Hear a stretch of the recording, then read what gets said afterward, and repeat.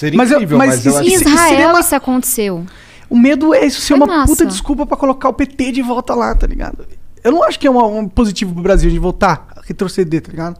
Eu realmente acho perigoso. Cara, meu voto no primeiro turno, a não ser que seja só Bolsonaro e PT, não vai ser no PT. Sim, o meu também então, não. tem uma construção para além do PT. Então, quem você enxerga sendo, talvez, uma... Vai você. Quem você enxerga? Vou dizer uma pessoa que seria meu sonho, mas que eu sei que não é candidata, que é a Luísa Trajano. Tá, a cara da Eu Magazine sou muito, muito fã dela, mas eu sei que ela não é candidata. É só assim, cara, quem te representa hoje no Brasil? Luísa Trajano. Quem tá na disputa que você acha que dá pra construir? Tem o próprio Eduardo Leite, tem o próprio Mandetta, tem uma turma aí, sabe? Não acho que é candidato, mas eu acho o Dino do caramba, sabe? Governador do Maranhão. Tem gente boa que tá chegando agora. Imagina se essa turma senta pra conversar. Um Dino com Eduardo Leite, com Mandetta. Sai alguma coisa boa daí. Seria bom, né? Seria interessante isso daí. Pra mim, qualquer coisa que viabilize uma terceira via ali, pra mim tá ótimo. Porque esse cara, ele precisa... Bom, se a gente for olhar para as eleições de 2018 aí, as eleições para presidente, dá pra ver que um pouquinho mais de 1/3 da população votou no Bolsonaro, daí um pouquinho menos de 1/3 votou no Haddad e um pouquinho menos de 1/3 votou no... Quer dizer, não votou, né? Então tem, 1/3 arredondando, que não votou em nenhum dos dois. E tem gente que votou no Bolsonaro pra não votar no PT e vice-versa. É verdade. Então a gente consegue pegar mais gente daí. Sim. Porra, então assim, só que esses votos, eles não, na minha opinião, eles têm que estar o menos diluído possível. A nossa dificuldade é que a gente não tem dois partidos igual aos Estados Unidos, né? De um lado tava Trump e do outro se matem nas prévias, vocês são obrigados a escolher só um. Sim. A gente não tem isso, a gente vai depender da habilidade, boa vontade, sei lá, cuidado com o país dessa turma pra sentar e conversar. E qual a probabilidade disso acontecer? Todo mundo político? Porque é só... Eu tendo a não gostar muito de políticos, porque é tudo meio filha da puta, com todo respeito. Eu entendo, porque eu nunca achava que eu ia parar aqui. Eu cresci... Assim, gente, de novo, eu cresci com gente comprando voto na minha comunidade. Tem espécie pior do que essa? De fato. Não tem, não. Mas, eu já vi depois isso de também. 10 anos de ativismo na educação, E eu acho que todo mundo um dia chega a essa conclusão. Você pode ter a causa que for.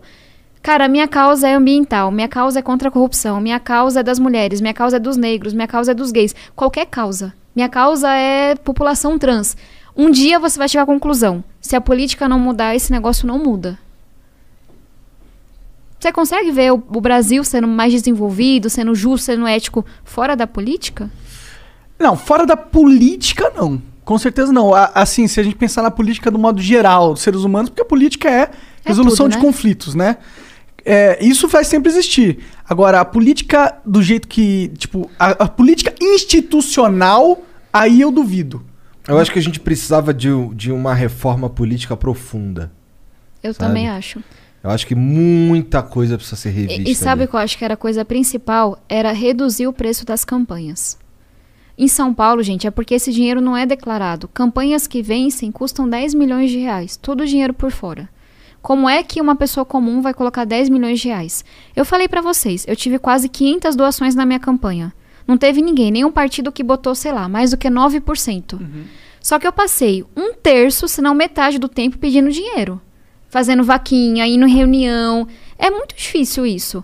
Quando eu competia com gente que ganhava do avô, ganhava do dono do partido, não sei o quê. Então, na minha visão, a gente tem que fazer uma reforma política para baratear as campanhas. Pra gente comum conseguir concorrer.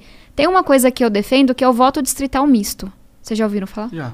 Que cada um tem 2 votos. Um voto é aquela pessoa que tem a causa, tipo eu, que trabalho minha vida inteira para educação. Causa ambiental, causa da educação, etc. E o segundo voto você dá na pessoa do seu distrito, que te representa, que você pode ir lá e cobrar. Essa é uma forma de baratear a campanha. Mas só uma coisa para a gente ter cuidado. A reforma política eleitoral que estão discutindo hoje no Congresso é o oposto disso. É péssima. O que estão falando? Eles defendem uma coisa que é distritão. O que é horrível para pessoas... Em vez de teorizar, deixa eu dar um exemplo para vocês. No distritão, o distrito é todo o estado de São Paulo, que é gigantesco. Tá. E aí, os mais votados diretos se elegem. É como se fosse uma majoritária, quase. A gente rodou, fez lá um programa. A gente, porque eu tenho um gabinete compartilhado com um deputado e um senador. A gente é cheio das inovações. Legal. A gente fez lá um programa e colocou, cara, se em 2018 a gente tivesse o distritão, qual teria sido o resultado? 17 deputados teriam sido reeleitos no lugar de novos. Menos mulheres teriam sido eleitas. Menos negros. A única deputada indígena do país não teria sido eleita. Ou seja, a reforma que a Câmara discute hoje é para ajudar quem está no poder. Ah, claro, né? Os caras são espertão, né? Que é a reforma que fazem a cada 2 anos. Então, eu defendo uma reforma para a gente baratear as campanhas. Para a gente ter mais transparência, para que o recurso público seja distribuído de forma igual e não para os amigos do dono do partido. E aí no voto distrital misto, o que seria um distrito? Um bairro? Não, é que São Paulo é muito grande, né? Sim. Então, imagina que a gente vai pegar o estado de São Paulo e dividir em 70 pedaços, de acordo com o número de eleitores. Eu não sei como é que ficaria, mas eu imagino que a capital teria alguns distritos, porque tem muita gente na capital. Pode crer. Quase metade. Sim. Aí já pro interior você teria que juntar alguns municípios para ser um distrito com o mesmo número de votos. Entendi. Então tu Mas- meio que divide pela quantidade de votantes. Exatamente. Só que é aquela pessoa que você pode cobrar, entendeu? É, porque, eu, tipo, se ele tá no meu distrito... Eu falei besteira, gente. Não é 70 não, é 35. Porque no distrital misto, metade concorre no estado inteiro, que são as causas. Aham. Econômica, etc. Entendi. E metade é distrito. Entendi. São 35 distritos no estado de São Paulo. Pode crer. É legal porque, tipo, o cara tá no meu bairro, tá ligado? Eu conheço ele. Se ele fizer merda, eu vou lá. Ele tem que estar lá, não é? Ele tem que morar inclusive, lá? Ou ele tem que só querer se representar lá, mas é né? ruim se não morar lá, né? É, a né? população vai cobrar. Sei lá, né? A população meio não sabe votar, né? E mesmo para vereadores se ajudar. São Paulo é muito grande, nossa cidade. Imagine que você tivesse lá metade dos vereadores. Ah, eu quero um vereador que represente a causa dos jovens periféricos. Mas eu tenho aqui o vereador da minha região, Cidade Ademar, que eu vou poder ir lá e cobrar, porque na minha região não tem um bocado de coisa, de cultura, lazer. Então, eu acho que ajudaria muito, até para as pessoas se verem mais representadas. Pode crer. De onde você É tira... o sistema alemão esse. Ah, eu ia perguntar um pouco sobre isso. De onde você tira essas ideias? Você tem um grupo que te ajuda? Ou você gosta de estudar? Como que é? Não, eu gosto de estudar, mas eu não dou conta de estudar isso tudo, não, né? Quando a gente se elegeu... Lembra que eu falei que eu sou desse movimento que eu acredito? Aham. Que juntou um monte de gente idealista. 4 pessoas foram eleitas. O Renan Ferreirinha, deputado estadual no Rio, hoje é secretário de Educação. O Felipe Rigoni, é o primeiro cego a se eleger para o Congresso do Espírito Santo. Cara foda também. Alessandro Vieira, Já vi umas palestras. que tá dando um show na CPI da Covid, senador lá de Sergipe, e eu por São Paulo. Os que estavam no Congresso, de novo, primeira vez na política, sem conhecer ninguém. A gente começou a fazer várias inovações, tipo aquelas coisas que pra quem tá de fora é mais óbvia, pra quem tá de dentro nem tanto. E aí a gente tava muito naquela coisa de coworking, né? Foi uma super moda antes da pandemia, assim. Sim. Não, vamos lá, espaço compartilhado. Aí a gente falou, olha, vamos compartilhar a equipe, compartilhar espaço. Não tem por que a gente ter tudo igualzinho nos 3 gabinetes. A gente fez um processo seletivo, mais de 13 mil inscritos. Tipo, na Câmara a gente tem a maior fama, assim, que tem um time bom, que é difícil de entrar. da hora. Pra preencher essas vagas que eram compartilhadas e a gente consegue economizar recurso. Eu tô entre os 30 do Brasil que mais economizam. Só que não naquele populismo barato, que eu sou crítica. Ah, eu não tenho gente no meu time, eu não gasto nada, não sei o que lá. Aí você vai ver, a pessoa é do Distrito Federal, não pega voo pra trabalhar e tem uma equipe super pequena, só que ela também não faz muita coisa. Cara, a gente tem uma equipe, a gente economiza, a gente tem uma equipe muito forte. E aí, nessa equipe tem gente muito boa. E gente boa custa caro. Exatamente. Que é o que eu tava falando pra vocês mais cedo. A gente traz gente do mercado muitas vezes. A minha chefe de gabinete é uma gênia. Eu sei que ela foi trabalhar com a gente pra receber muito menos do que ela recebia. Mas ela acredita. Mas ela acredita. E é isso, sabe? E aí, por isso que a gente faz processo seletivo com tanta seriedade, mas pra ter um time bom. E é legal porque nós 3 a gente discorda em várias pautas, né? Faz sentido. Então a gente atua junto naquelas que a gente concorda. Por exemplo, na reforma tributária, a gente apresentou várias emendas. Uma coisa... Só vou dar um detalhe, mas a gente hoje não tributa dividendo e tributa muita empresa. Isso faz com que a empresa não queira contratar pessoa, não queira fazer pesquisa. Mas queira distribuir lucro pra caralho. A gente não aumentou os impostos, a gente tirou da tributação da empresa, numa proposta nossa, e colocou nos dividendos. Então a gente tem uma atuação conjunta em coisas assim grandes. Nossa, eu acho isso incrível. Tipo, vai me fuder. Mas tudo bem, Não manda aí. vai me fuder. Claro que vai. Não vai nada, a gente não tira dinheiro daqui, pô. Ah, mas quando a gente tirar, a gente vai se fuder.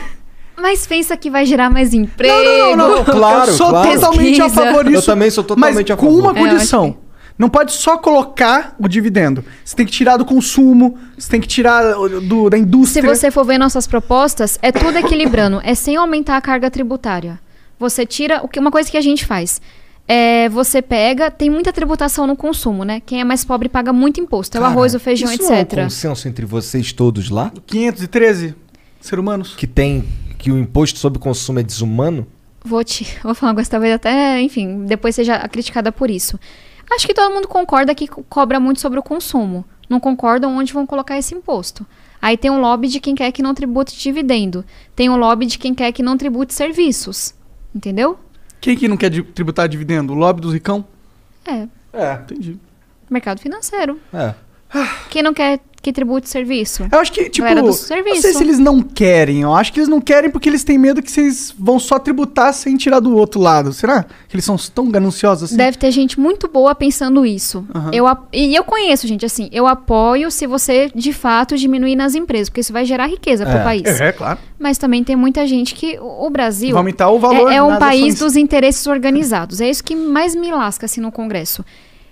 Tudo tem lobby, tudo tem representação, tudo tem sindicato, tudo tem não sei o quê. E aí os interesses que são difusos, espalhados da população inteira, não são representados. É claro que eu vou ter que aumentar a tributação em algum setor. Porque tem subsídios que não fazem o menor sentido. O governo dá dinheiro para aquele setor porque foi um lobby histórico. Então essa galera vai ficar brava. Vai fazer fake news sobre mim. Vai encher o saco. Vai botar pressão, às vezes, com muita violência. Só que isso é bom pro país. Agora é isso, a gente... Tem que ter... E aí eu falei, né, que a ala principal é fisiológica. Mas mesmo nessa ala de esquerda e direita, nos dois lados, tem gente que tá só olhando para interesse organizado, que é o que é mais fácil de eleger, é o presidente da ONG, o presidente da associação, o presidente do sindicato. E mesmo na esquerda e direita, poucas pessoas olhando para tudo. Então, para trazer... Tipo, a pessoa lá da direita que tá, não, liberdade econômica, não sei o quê, mas não no meu setor. Aham. Aí a galera da esquerda, não, mais vulneráveis, ampliar o Bolsa Família... Mas não mexe com esse sindicato aqui, com essa corporação que ganha 30 mil reais por mês, sabe? As corporações de direita são más. As de esquerda você tem que... São todas ruins. todas. Assim, vou falar outra coisa. A associação é massa, a corporação não sei o quê. O problema, e pode ser que em algumas pautas eu vá concordar com eles. Uhum. O problema é quando só eles são ouvidos. E aí o cidadão comum sempre se lasca, né? Sim. Eu sinto falta de uns caras que estão ali pra, sei lá, representar de fato as pessoas que votaram neles. Quero dizer, um cara que tenha convicção, assim, que ele vote de acordo com o que tem na cabeça dele, caralho. Os cara, eu não sei, esse lance do fisiologismo é algo... Nossa, é um teatro desgraçado que isso me tira um pouco o tesão da parada. Eu sei. Sabe? Esse lance de, porra, não adianta votar. Tem um monte de filha da puta, porra. O cara fala, valeu pelo voto. A maioria é de filha da puta, sabe? E assim, a maioria de são os filha da puta que eles estão cagando e andando pros caras que estão ali, Mas mané. eu acho que essa é a alegria e a tristeza da política, assim. Não tem como fugir. Você pode olhar pra isso e falar, um bando de filha da puta, não vai mudar nada. Ou você pode olhar e falar, que saco, mas vou ter que trabalhar pra eleger outro tipo de gente. Vou ter que trabalhar pra mudar um pouco. Vai dar um trabalho do cão, vai levar uma vida inteira. Mas assim, sabe, você não tem alternativa. Você vai mudar de país, mudar de planeta. Eu tenho... Não, olha só. Eu tenho medo, pra ser sincero, de falar que, porra, eu vou votar em alguém e, pô, galera, vote nesse cara também, porque, pô, eu acredito nesse cara. E daqui a 2 anos o cara é um filho da puta do caralho, entendeu? É muito possível isso daí, sabe? Eu sei, mas você pode também não se interessar, não pesquisar... Não fazer nada, votar em nulo, e aí você elege alguém muito ruim.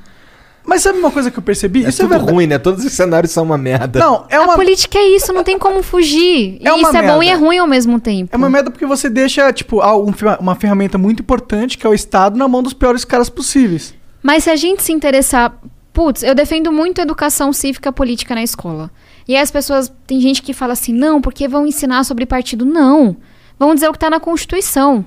O que faz um vereador? Qual é a diferença entre Câmara e Senado? Que as pessoas não sabem. Não. Porque eu não sabia quando eu estava no ensino médio ou quando eu estava começando a faculdade. Eu acho que começa por aí. Como é que as pessoas... Gente, tinha pessoas... Sei lá, Diadema fica muito perto da minha casa, né? A galera de Diadema não sabia se podia votar em mim. Como é que a pessoa vai votar bem se ela não... Pra deputada federal, que representa o estado inteiro. Ela não sabe nem como vota, né? Sabe nem as Aí regrinhas do começa jogo. por aí. Sim. Segunda coisa, a gente é um país com tanta pobreza que tem gente que vende o voto. Aham. Eu tenho certeza que a pessoa que tem um mínimo pra comer, tem a oportunidade dela, o emprego, ela não vai vender o voto, sabe? Só se for muita grana. Mas aí não vai valer a pena. Não vai valer a pena. Sim, pros Sabe, políticos. as pessoas vendem por R$50, Sim, no é. máximo Sim, uma sim. cesta básica. Então, uma forma de você mudar isso é investir em educação.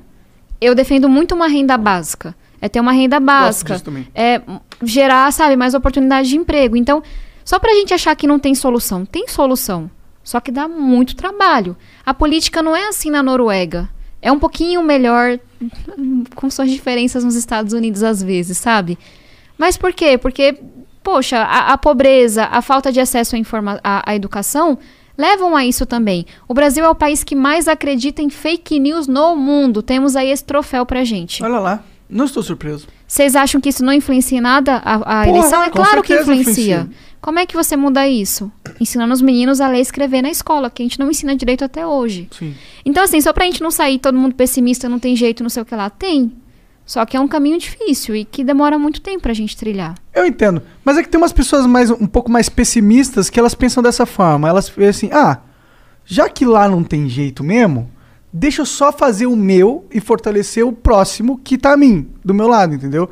E aqui eu crio uma bolha, e nessa bolha eu cresço ela, o conforto dela o máximo possível, e foda-se o mundo. Mas você não consegue fugir, né? Porque aí tem um tiroteio na tua rua, e aí tem... Dá pra fugir, né? Um pouquinho assim, né? Você pode ir pra Miami. Aí não cabe o Brasil inteiro em Miami. Mas cabe você se esforçar muito. Ai, cara. Mas aí não é pra mim, não. É bom.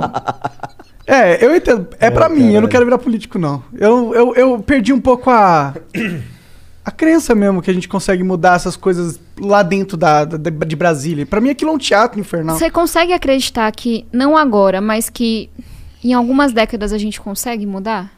Eu acho que Porque Eu acho é que nisso só que eu se me a gente agarro. só se a gente tiver alguém trabalhando com raiva mesmo, com um projeto, sabendo exatamente o que ele quer na educação. Eu acho que se não educar os moleque, não vamos sair dessa porra. Igor, educação é a causa da minha vida, mas eu discordo quando você fala alguém. Porque eu acho que qual é, assim, é bem simplificante, né? Simplifica demais falar o problema do Brasil, mas é que a gente sempre tá esperando o salvador da pátria. E esse ser humano perfeito não existe. Todo mundo erra, todo mundo tem falha, todo mundo decepciona. Com certeza. Na hora que a gente aposta todas as fichas em uma pessoa, a gente vai dar com a cara na parede. Ou você ficar cego, burrão, apoiando até o fim, né? Algumas pessoas escolheram esse caminho, infelizmente. Mas vamos pensar assim no país, sabe? Por que eu falei pra vocês que antes de me candidatar, a gente formou um grupo? E foram 30 candidatos, e 4 foram eleitos. E porque, assim, sendo zero modesta aqui, a gente é muito influente pro nosso tamanho na Câmara. O senador Alessandro Vieira, eu, Rigoni. Por quê? Porque a gente atua em conjunto. Todo projeto nasce na Câmara com 2 assinaturas que a gente quer e já tem alguém para relatar no Senado, que é o senador Alessandro. E vice-versa. E projeto que a gente apresenta junto. E vocês acham que é fácil fazer política? Não. Assim, não. Porque eu discordo desses meninos com todo carinho o dia entendi, inteiro. Um grupo. Sim. Só que política é isso pra mim. Assim, tem muita gente boa na política que foi na questão da carreira solo. Sabe? Uma andorinha sozinha não faz verão. E aí ou você dá com burros na água, você não consegue mudar nada, ou você entra num sistema porque está tão frustrado que você fala, então eu vou Me corromper. me corromper. E uma coisa que eu falo muito com o Rigoni e com o Alessandro, a gente não vai estar em toda a mesa de conversa, porque a gente não quer estar. Eu sei que tem conversa importante, influente, que não vão me chamar porque eu não jogo o jogo. Mas beleza, eu crio aqui minha mesa de conversa com eles, sabe? E tem outras pessoas, não são só esses. Professor Israel tem vários exemplos. Agora, é só porque é isso, é grupo. A gente não pode achar que vai aparecer um candidato. Se não apareceu até agora, não aparece mais não, pra salvar o Brasil ano que vem. Eu também não acredito nessa porra de candidato Salvador, não. Não, eu também. Não foi isso que eu quis dizer. Eu quis dizer que alguém, quando eu digo alguém, na verdade eu tô falando de um plano. Aí eu concordo, da Que exista educação. um plano pra educação, sabe? Que pessoas, que um grupo tenha em mente que a educação é um bagulho pra daqui a 30 anos. 40 anos. Começa agora. Tinha que ser um negócio pra 2.000 anos. A gente, não, eu sei, Cara, mas a gente... China, Japão, Coreia do Sul, todo mundo fez isso. Então, mas exato, que é um bagulho que assim, ó, eu boto essa porra aqui, ninguém, ó, esse aqui, hein, daqui a 40 anos a gente precisa estar aqui. E ó, não mexe, foda-se quem vai entrar, quem vai sair, o caralho. Nisso aqui a gente não mexe. Eu concordo. E não de meta, não. A gente não precisa estar aqui em sentido de meta. A gente tem que ter uma meta de estrutura. A gente tem que estar aqui em termos de estrutura. Porque não adianta nada a gente ter uma meta de ensino superior, e aí cria-se um monte de escola de ensino superior. Sem qualidade. E aí a gente cumpre a porra da meta, Mas na estatística posso- tá ótimo, mas os caras não sabem ler e escrever. Vou fazer... às vezes o peixe morre pela boca, né? Mas eu acho que é importante pra gente poder debater esse tema. Ó, ela tá se coçando ali já, ó. Olha lá. Vai dar tudo certo, senão você me ajuda a resolver depois. A Marina cuida da minha comunicação, a bichinha sofre muito. Mandei um abraço pra ela. Bora lá. Qual é na minha visão, o problema da educação no Brasil? É o tema que eu me dedico desde, sei lá, 13, 14 anos de idade. A geração que veio antes de mim não teve acesso à escola. Meu pai não terminou o ensino fundamental, minha mãe estava no ensino médio e engravidou de mim. E veio terminar fazendo EJA muitos anos depois. Minha mãe também, veio terminar muitos anos depois. E a gente sabe que isso tirou muitas oportunidades delas. Com Então, certeza. é um país que, vamos pensar assim, a geração dos meus pais lutou para quem tivesse escola. Meu pai falava, meu pai era meio brutão assim, né? Na minha época, escola pública era coisa de rico. Ou seja, estude e não reclama. Porque você tem uma escola para estudar que eu não tive. Qual que é o problema agora? Que a gente foi para a escola e a gente percebeu que aquilo não era o suficiente. Que você não aprendia muitas vezes a ler e escrever, que você não conseguia uma vaga numa entrevista bacana, que você não conseguia passar numa faculdade pública. A luta hoje é pela qualidade, não é mais pela estrutura e escola apenas. Então, nesse sentido, eu boto fé na molecada que está chegando. Porque enquanto nossos pais... Vocês sabem que construir escola dá voto. Qualidade da educação, ninguém não sabe nem como começa a medir, assim, falando povão. A gente tem um índice IDEB. Quem sabe o que é IDEB? Sabe, quem conhece o IDEB do Brasil, do seu município, etc. Então, eu acho que isso vai acontecer com a turma que está chegando. É a primeira vez que metade dos alunos da USP vem de escola pública. E, então, eu acho que, assim, a gente... Hoje, educação de qualidade não dá voto. Eu vi isso na minha campanha. A gente vê isso nas eleições. Mas eu acho que isso vai mudar com a nova geração. E aí, qual é a crítica que eu faço à esquerda e à direita tradicionais? Que é aí que eu falo eu falo demais às vezes, mas é sincero. A esquerda tradicional, ela não defende muitas vezes o interesse do aluno, do estudante, sabe, da criança. Ela vai defender o interesse muitas vezes do sindicato, que nem sempre representa todos os professores, que às vezes tem pauta massa, mas às vezes não. Então, fica meio capenga. Aí você vai olhar para a direita. Vou falar do nosso Ministério da Economia atual. Parece que eles rasgaram um capítulo dos livros de economia que dizia que a educação levava à produtividade. Porque eu nunca vi um governo que se diz tão liberal que não entende o papel da educação. E aí você vê uma queda absurda de investimento na educação, em pesquisa. E pior, você coloca uma pessoa que tem uma pauta religiosa, ideológica. Gente, religião é massa, eu tenho a minha. Mas você não pode levar sua religião pro MEC, e aí tem várias acusações absurdas de favorecer a faculdade tal porque é do pastor que é seu amigo. E aí você achar que a pauta de educação domiciliar é a mais importante desse país. Porque a educação domiciliar atinge 7 mil alunos. A educação como um todo, 50 milhões. E aí o governo fala que a única prioridade é homeschooling? É porque ele sabe que é polêmico. Ele Dá sabe que é uma- voto, é, mobiliza a base, não sei o quê. é. Mas vocês entendem, a gente fica com uma política fisiológica que a educação passa longe, Sim. só conseguem ver os ônibus, o recurso da emenda e etc e tal. Sim, sim. O recurso que está na educação. Aí você tem... É tudo generalizando, gente. Tudo tem exceção. Mas você tem uma parte da esquerda que muitas vezes diz que vai lutar pela educação, mas só pelo interesse do sindicato, que às vezes nem o professor representa. Que às vezes tem pauta massa, às vezes não. E aí tem uma direita que parece que não entendeu muito o papel da educação, sabe? Que não entendeu que PIB depende de educação, depende de ensino técnico. Então é como se a gente tivesse sem gente para lutar por essa pauta. Parece Mas aí que- eu voto. Tem uma galera que vai lutar por isso, que vai votar com isso. Eu fico feliz da Tabata ter esse posicionamento com a velha esquerda e velha direita. Você fica feliz porque não é você que recebe ameaça, que é xingado e por aí vai. Mas é que tem que ter isso, né? A gente precisa entender que a velha esquerda e direita tá velha. Já não funciona mais, tá ligado? E eu acho que a esquerda, e a direita também, mas a esquerda tava muito presa nela mesma, entendeu? E ter novas deputadas como você e novos expoentes dentro da esquerda que quer quebrar esse autoritarismo ideológico que eu sentia que tinha muito na esquerda, não só ideológico, mas de grupo, assim, como se fosse uma máfia mesmo, tá ligado? Meio esquisita, assim, de sindicatos, organizações. Mas, Monark, só assim, eu brinco das ameaças e ataques, etc. É foda mesmo, assim. É como se a pessoa pegasse, sei lá, um cacetete e te batesse até você entrar na caixinha de volta. E eu apanho muito mais da esquerda, eu particularmente, do que da direita, porque eu não sou nenhuma ameaça pra direita. Sim, mas na hora que eu falo, né? Cara, eu tô aqui no campo progressista, mas eu tenho uma visão econômica mais moderna, mas eu acho que interesse organizado tem seus limites, eu incomodo muito mais a turma de cá do que a turma de lá. E é duro. É duro. E dói. E você tem aliados? Você falou que tem esses 2 caras no seu gabinete especial lá, tá? Tem mais alguém na esquerda? Você sente que é um movimento que você tá... Você é uma andorinha nesse sentido ou não? Não.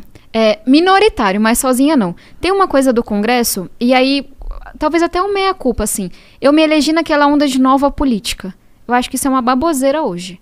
Porque o Bolsonaro também se elegeu falando de nova política.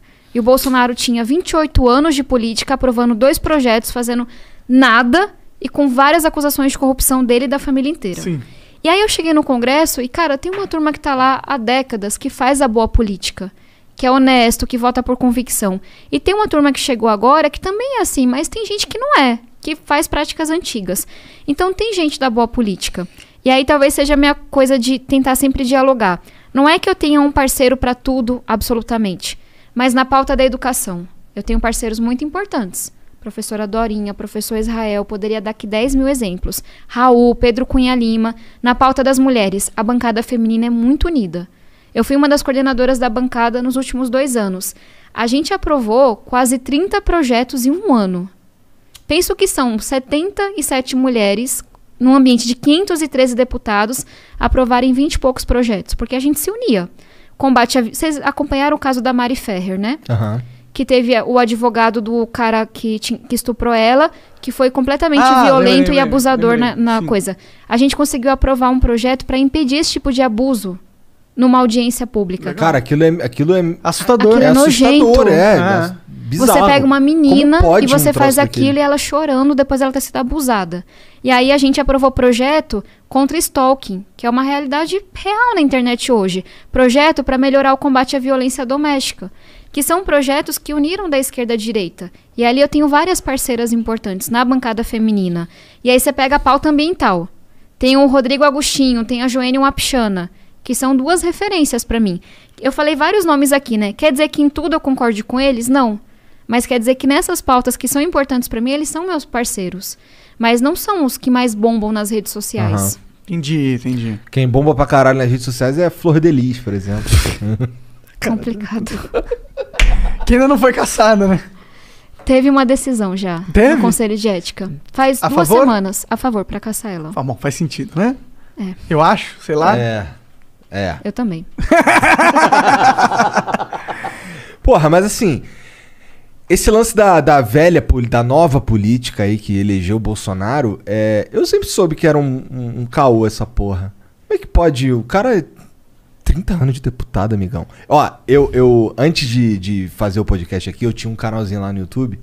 E aí o meu lance era games. Mas eu lembro quando começou o papo de Bolsomito, ou Bolsonaro 2018, essa porra.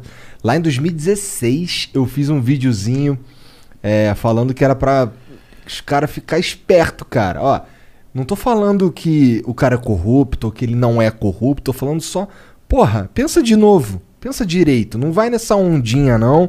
Olha, legal, não sei o quê. E aí, pelos mesmos argumentos, eu fui chamado de coxinha, na época, e mortadela.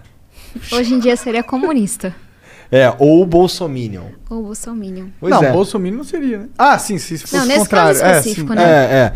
Então, porra, cara, eu acho que a gente precisa, primeiro de tudo aí, educar os moleques para que eles consigam votar direito, mas isso esbarra no lance que se a gente educa os caras, a gente dificulta a vida dos caras que querem justamente manipular a população burra. Então é muito complicado que a gente consiga avançar essas paradas assim, se a gente de fato não tiver uma galeraça lá que estejam dispostos a mudar a parada. A mudar.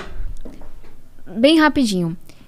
Talvez também seja uma coisa que eu falo dessa molecada que tá saindo da escola pública agora e que viu que qualidade é o que importa. Poxa, o governo Bolsonaro, apesar de todas as suas bizarrices, não teria coragem de fazer na economia o que fez com a educação. Botar um cara como o Weintraub, completamente assim, um disparate, né? Com pauta ideológica, pequena, bizarra, que perdeu 1 bilhão da Lava Jato porque não enviou o contrato a tempo, que investiu na área de alfabetização 1% do recurso que estava em conta. Então, o que a gente aponta não é só a discordância ideológica. Tenho muitas. Mas é que o cara era ruim mesmo, a educação piorou muito. Eu não consigo ver o Bolsonaro fazendo essa palhaçada que faz na educação, que faz na pauta ambiental, na economia. Por quê? Não concordo com a política econômica, mas se leva um pouco mais a sério. Sim, sim. Por quê? Porque a economia mexe com as pessoas. Cai a bolsa. Na hora que muda qualquer coisa, Vocês cai a bolsa. entenderam? Na hora que a educação for um valor nosso, eu acho que eles vão ter muito mais dificuldade bolsa de fazer educação. o que fazem. A gente tinha que ter uma bolsa que mede a educação, tinha que ter lá no negócio da UOL, assim, o índice. Hoje a educação caiu 3%. Por isso que eu acho que passa pela elite também, que eu falava, sabe? Na graduação eu estudei muito isso, né? O efeito da política na educação municipal. E quando você compara as elites da América Latina, a brasileira é uma das que menos se importam com a educação. E aí tem várias teorias, mas para dizer que sim, vai ser massa ter algumas pessoas lá, mas vai ser difícil elas chegarem lá se na base não tem gente que vota de acordo com a educação. Sim. Eu só lembrei de uma coisa, o Zé, meu cunhado, é muito fã de vocês. Ele queria muito que um dia eu viesse aqui. Aí vocês puderem mandar um abraço pra ele. Salve, Zé! Salve, Zé. Obrigado aí. Valeu por cara. dar o toque aí e trazer ela aqui pra nós. É isso. Arrasaram, valeu. Porque eu Desculpa, um momento chat. Porque eu chamei várias vezes e ela cagou pra mim. Ih, olha lá. A gente já teve essa conversa A lá gente embaixo. já teve essa conversa lá embaixo. Eu já expliquei pra ele que a primeira vez que a gente teve contato, eu estava com Covid. Mas enfim. Não, a primeira vez que eu vi. Real, oficial. Palavra de honra. Tá bom. Cara dele. Mas, tipo, eu acho Eu da já hora. te expliquei que eu não fico puto, que eu entendo, não sou verificado, blá blá blá, ninguém vê quando eu falo, caralho, normal. Sim. Mas, tipo, eu acho que é legal, talvez. Eu acredito que é possível fazer as coisas. No final, vou dar o braço a torcer e acreditar que é possível mudar as coisas lá dentro. No longo prazo. No longo prazo, ok. Mas eu acredito que isso vai ser irrelevante porque a mudança ela vai vir de fora, no sentido que as mudanças que a gente teve de melhora de condições na sociedade, eu não acredito que foram políticas. Eu acho Ou por causa da vontade política dos caras. Ou politicamente institucionais. Eu acho que elas foram ao contrário. A política institucional teve que reagir a algo que estava acontecendo dentro da sociedade. Que eu acho que é a evolução... A política é mais lenta, né? É, evolução tecnológica que eu acho que tá salvando a gente, tá ligado? Tipo, agora as pessoas elas podem entrar na internet e pesquisar sobre o conteúdo da aula de história. Ela não tá mais limitada à só informação do professor ou dos livros, entendeu? Então, isso que é, na minha opinião, a tecnologia trazendo um avanço social que não dependeu da política. Aí você pode falar, claro, mas a internet foi feita pelos Estados Unidos lá Não, eu vou dizer outra coisa. Não, todas essas teorias da conspiração, não. Isso é, isso é verdade. Não, foi o exército militar que criou. Foi o exército dos Estados Unidos que criou. Não, é que dizem que aí foi feito por causa do capitalismo e não sei o que. Ah, não sou dessa banda, não. Mas o que eu ia dizer é só uma pequena claro provocação. Que tu nunca ia falar isso porque o George Soros que te banca, porra. Não era o Jorge Paulo Lema? Fiquei confusa agora, pode vocês escolhem um lado aí. Gente, pra quem tá acompanhando assim, Jorge Soros é um homem muito rico, bem de esquerda. O Jorge Paulo Lema é um homem muito rico, muito capitalista. Aí, quando dizem que os dois estão me financiando, é porque não entenderam porra nenhuma, estão buscando uma desculpa, né? Por que eles falam que o Paulo Lema te financia, afinal das contas? Eu já ouvi falar disso porque mesmo. Eu sou mulher, jovem, mas não tem nada que liga vocês dois? A gente estudou na mesma faculdade, eu conheço desde o segundo ano da faculdade, acho que ele é um empresário massa, mas nunca ligamos pra falar de política. Você não participa de uma instituição dele, alguma coisa assim? Não, tem a Fundação Lehman que dá bolsas pra educação na pós-graduação. A minha bolsa foi de Harvard. Entendi. Harvard me selecionou, deu uma bolsa. E aí, quando eu estava no meu segundo ano, eu trabalho com educação desde muito novinha. Eu fui convidada para ser parte de uma rede de pessoas que trabalham com educação, saúde, segurança pública, etc. Mas eu nunca recebi bolsa. Mas deixa eu só fazer um adendo. Não tem nada de errado em quem recebeu essa bolsa, tá? Tem gente incrível que eu conheço, que trabalha para a área social, trabalha para o setor público, que recebeu uma bolsa que o governo não deu, de uma entidade, de uma ONG, de uma fundação, foi estudar lá fora e voltou para aplicar no Brasil. Não foi o meu caso, mas vamos só tomar cuidado também pra gente não dizer que quem recebeu é comandado e não sei o quê. Mas Só eu acho que nem se ele realmente tivesse te ajudado na campanha, bancado as coisas, eu não sei se eu ligo tanto, tá ligado? O importante é as coisas que você defende. Sabe o que eu acho que importa? Eu acho que a gente tem que ter cuidado com financiamento de campanha. Você não pode ser Se a pessoa marionete financiou de alguém. toda a tua campanha, eu vou achar muito difícil ela não... A opinião dela não importar pra você. Claro. Seja ela o dono do partido ou um grande empresário. O Jorge Paulo não doou pra mim porque ele não tem... Como é que fala? Ele não declara dinheiro no Brasil. Mas, gente, a minha liberdade vem do fato de que eu tive quase 500 doações. Uma coisa que eu defendo na política, que é polêmica, que ninguém possa receber mais de 10% de absolutamente ninguém para financiar a sua campanha. Legal. As pessoas não gostam muito, mas você entende o pensamento? Entendo. A liberdade para mim... mais democrática, financiamento. É ali. ter tanta gente que financia uma campanha, que é cara mesmo, que a pessoa fala assim, se você não votar assim, beleza, tchau, tchau. Eu não sei a grande maioria das pessoas que doaram pra mim. Mas eu brinco assim que, cara, falam... Porque antes do Jorge Paulo, falavam que era o Jorge Soros.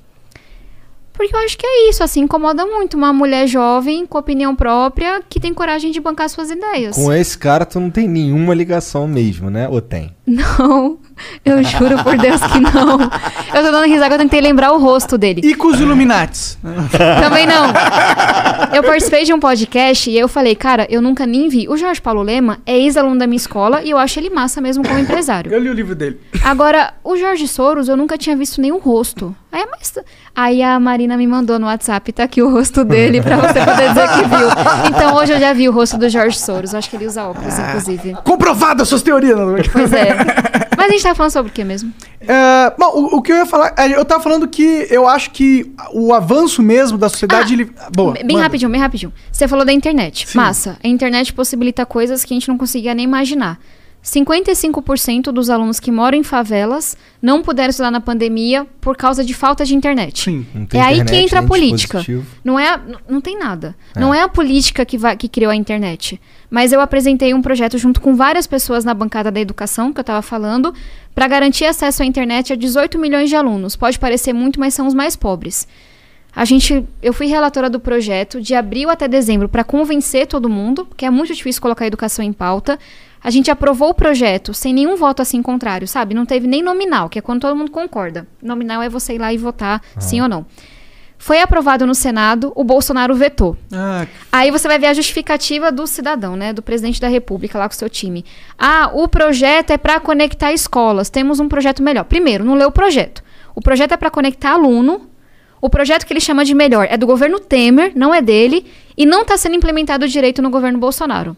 Aí eu fui, me posicionei, gravei vídeo, mandei não sei o que lá.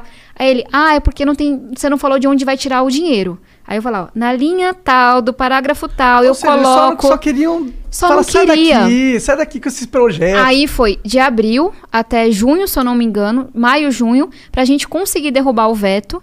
E agora faltam poucos dias. Vocês conseguiram? Conseguimos. Legal. Oxe, demorou quase mais de um ano, mas conseguiu.